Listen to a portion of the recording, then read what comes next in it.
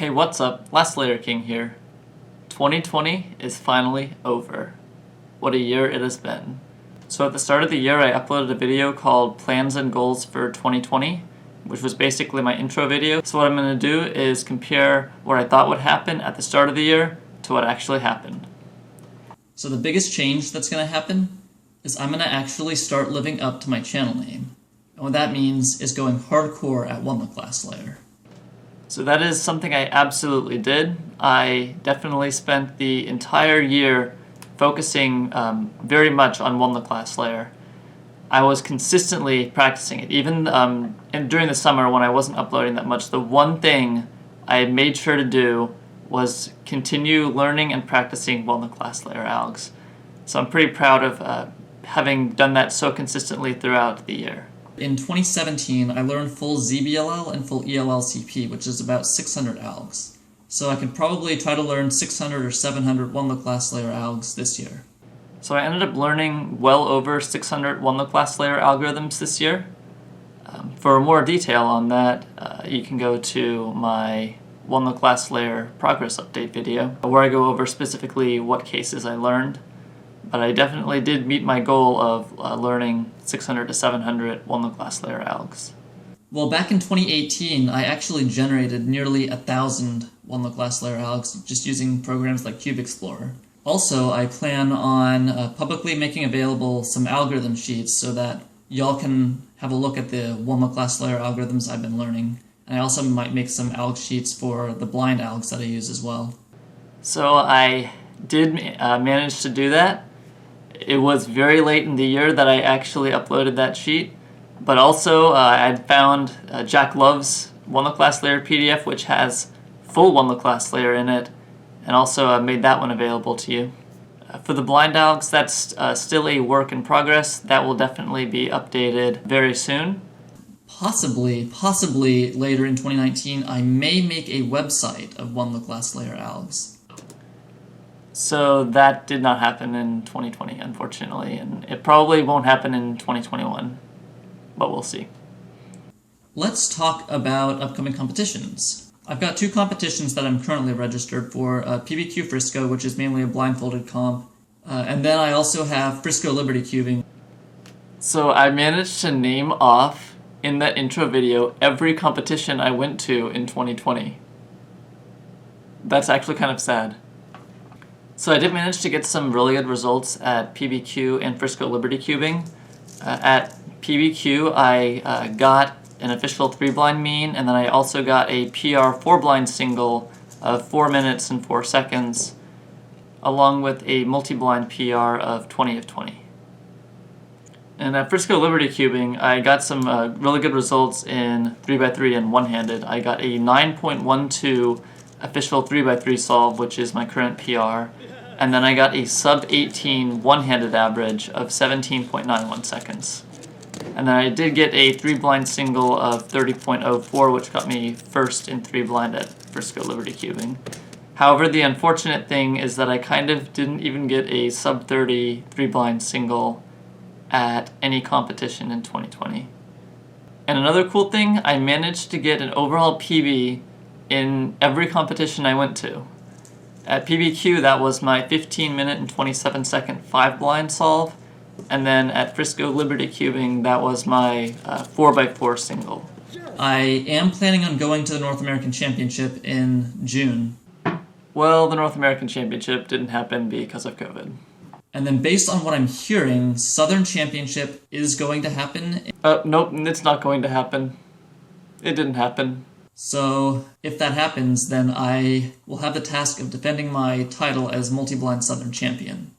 Well, I didn't have that task, so I'm still multi-blind Southern Champion, still with a result of 10 of 13.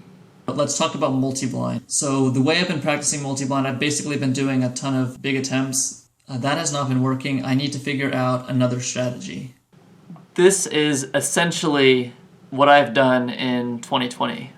Multi-blind is certainly the event I've practiced more than any other event, and I think I found the strategy that works. And for me, that is doing a ton of small attempts and then occasionally doing like a really big attempt. So I've really just been grinding small attempts throughout the year. I remember early in 2020 I was trying to do 7 cubes sub 10 minutes, and it took me a while to do it, but I eventually got a sub 10, and then I continued doing 7 cube attempts, and I got a sub 9, and then a sub 8, and I've gotten a ton of 7 of 7 sub 8 results, which is pretty awesome, and I'm closing in rapidly on 7 of 7 sub 7. My current PB is 7 minutes and 2 seconds. When it comes to the big attempts I've been doing, occasionally I would do something that's like super big, like so big that I wouldn't have any chance of sub-houring it, and I would just try to get some really good accuracy. And then on some other attempts, I would actually try to do something right around 1 hour.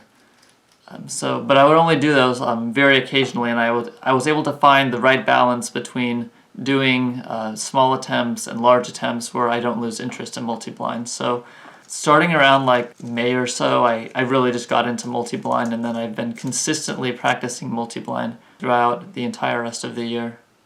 Also, I would like to get multi-blind state records soon. I don't think it'll happen at PBQ Frisco. I'm not even sure if I'll attempt like 25 cubes. I might do smaller attempts.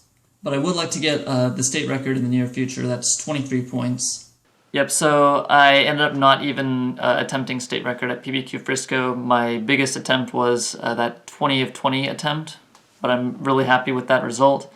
But unfortunately, that meant I went the entire year without even attempting state record, which kind of sucks. Other events I'm going to be practicing, definitely 3 blind, definitely 4 blind. So at the start of 2020, I really did a lot of 3 blind practice, and I got to the point where I was consistently averaging sub 30. Maybe sub 29, but I'm not sure, but I definitely made a lot of improvements in 3 blind around the start of the year. I got quite a few PBs, was able to get my PB down to 20 seconds, and I also got a really good mean. And then later in the year, I ended up getting a couple sub 20s, although they were off camera. But my current PB is 19.05 seconds. Now going later into the year, I kind of didn't really practice 3 blind that much, and I kind of got a little bit out of practice. But every time I kind of just picked up a cube and started doing 3 blind, it wasn't hard for me to be averaging around 30 seconds. And then around the end of the year, I've been able to make a little bit more improvement, and I think I'm getting back to where I was around April, averaging consistently sub 30. Now for 4 blind, I did practice that a lot at the start of the year. I did have some hype about state record, and I was getting a lot of PBs. I ended up getting a 243 at one point.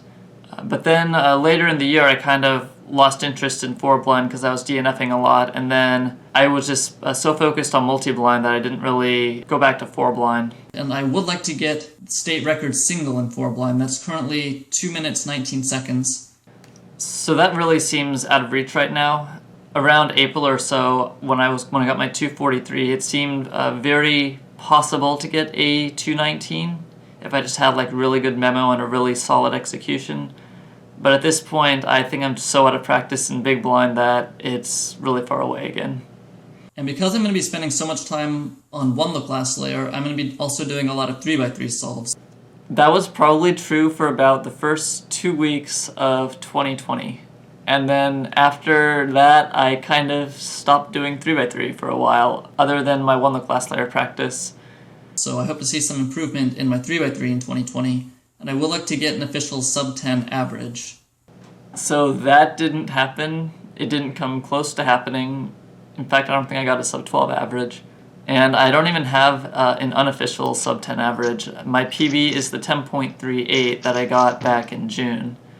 And then I've gotten some sub 11 averages since, but sub 10 is still a ways off. So overall, 2020 was a very interesting year. There were a lot of things that went the way I kind of didn't want them to go, but I am very proud of my one look glass layer progress and my improvement in multi-blind. I'm now able to sub-hour more than 30 cubes, which is pretty awesome. I would say that's probably my biggest cubing achievement of the year, just all the multi-blind progress I made. That's going to be it for this video. Stay tuned for my Intro to 2021 video, and I will catch you then.